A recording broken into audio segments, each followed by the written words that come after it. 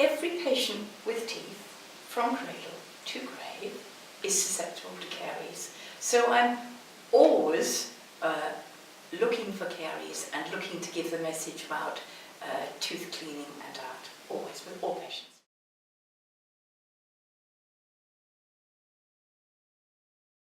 There is one that absolutely stands out, and I was about 55, I was a consultant, and a lady was sent in to see me, and she was exactly the same age as I was, both born in 1944, so the end of World War II.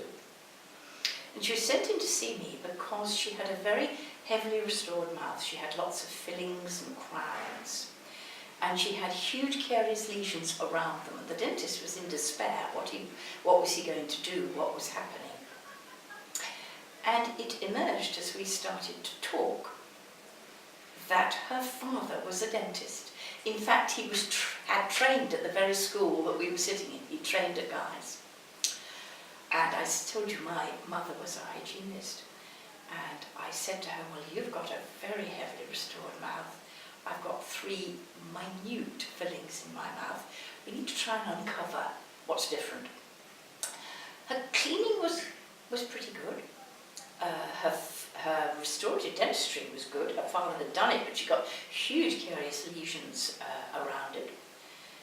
She made the comment that we didn't really need to find out the cause, we just needed to treat it, and by that she meant we need to do more fillings.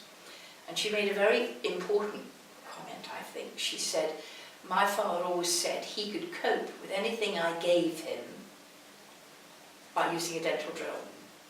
So in other words, her father was relying on filling teeth to treat caries. Now I maintain a dental drill does not treat caries. So we looked into why, and I asked her to keep a diet sheet. Now this is a bit of a pain to do. You have to ask the person to record everything they eat and drink for a 3-day period. And that's a nuisance. They've got this sheet, they've got to keep it with them, write down absolutely everything.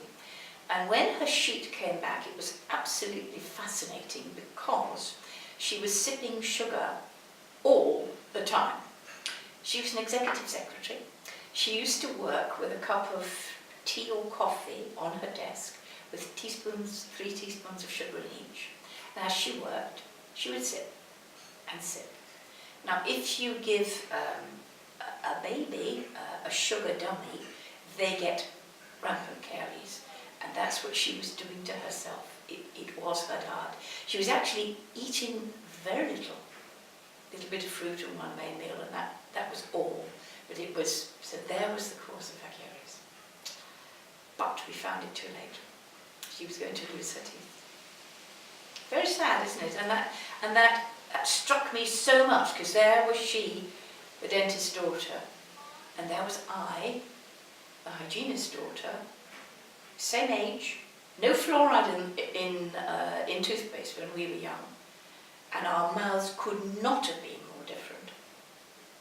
And there are pictures of the mouths in that book, and a picture of her diet sheet, and I would never forget them.